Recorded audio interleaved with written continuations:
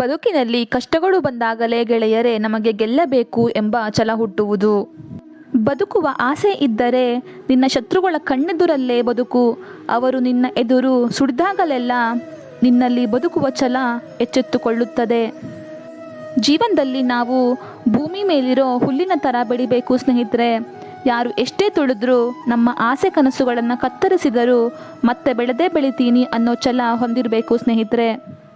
ಗುರಿ ಮುಟ್ಟಬೇಕೆಂಬ ಛಲ ಇದ್ದಾಗ ನಾವು ಹೋಗೋ ದಾರಿಯಲ್ಲಿ ಸಿಗುವ ಪ್ರತಿಯೊಂದು ಕಲ್ಲು, ಮುಳ್ಳು, ಬೆಟ್ಟ, ಗುಡ್ಡ, ಬೆಂಕಿ, ನೀರು ಎಲ್ಲವೂ ಅವಕಾಶಗಳಾಗಿಯೇ ಕಾಣುತ್ತವೆ ಸ್ನೇಹಿತರೆ.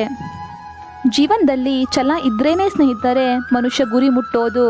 ಸೋಂಬೇರಿತನ ಇದ್ದರೆ ಸಾಧನೆ ಮಾಡಲು ಹೊರಟವನಿಗೆ ದಾರಿಯಲ್ಲಿ ಬೆಕ್ಕುಗಳಿಗಿಂತ ಹೆಚ್ಚು ಜನಗಳೇ ಅಡ್ಡ ಬರುತ್ತಾರೆ ಸ್ನೇಹಿತರೆ.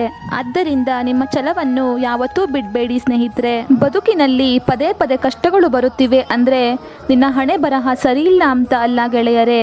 ಮುಂದೆ ನಿನಗೋಸ್ಕರ ತುಂಬ ಒಳ್ಳೆಯ ದಿನಗಳು ಕಾಯ್ತಾ ಇವೆ ಎಂದರ್ಥ. ಆದ್ದರಿಂದ ನೀವೊಂದು ಗುರಿ ಸಾಧಿಸಬೇಕು ಅಂತ ಅಂದ್ಕೊಂಡ್ರೆ ಛಲ ಜೀವನದಲ್ಲಿ ತುಂಬ ಮುಖ್ಯ ಆಗಿರುತ್ತೆ ಗೆಳೆಯರೇ. ಒಬ್ಬ ಯಶಸ್ವಿ ವ್ಯಕ್ತಿಯ ಹಿಂದೆ ಒಂದು ನೋವು ತುಂಬಿದ ಕತೆ ಇರುತ್ತದೆ ಸ್ನೇಹಿತರೆ. ಹಾಗೆಯೇ ಆ ನೋವಿನ ಕತೆಗೂ ಯಶಸ್ವಿ ಅಂತ್ಯವಿರುತ್ತದೆ ಸ್ನೇಹಿತರೆ. ಆದ್ದರಿಂದ ನೋವನ್ನು ಕೂಡ ಸ್ವೀಕರಿಸಿ ಯಶಸ್ಸಿನ ಕಡೆ ಹೆಜ್ಜೆ ಇಡಿ. ನನ್ನಿಂದ ಸಾಧ್ಯವೇ ಎಂಬ ಪ್ರಶ್ನೆಯನ್ನು ನನ್ನಿಂದ ಸಾಧ್ಯ ಎಂದು ಬದಲಾಯಿಸುವುದು ಯಶಸ್ಸಿನ ಮೊದಲ ಹೆಜ್ಜೆ ಸ್ನೇಹಿತರೆ. ಸೋತ್ರೆ ಗೆಲ್ಲಬೇಕು ಅನ್ನೋ ಮನಸ್ಸು ಬರುತ್ತೆ.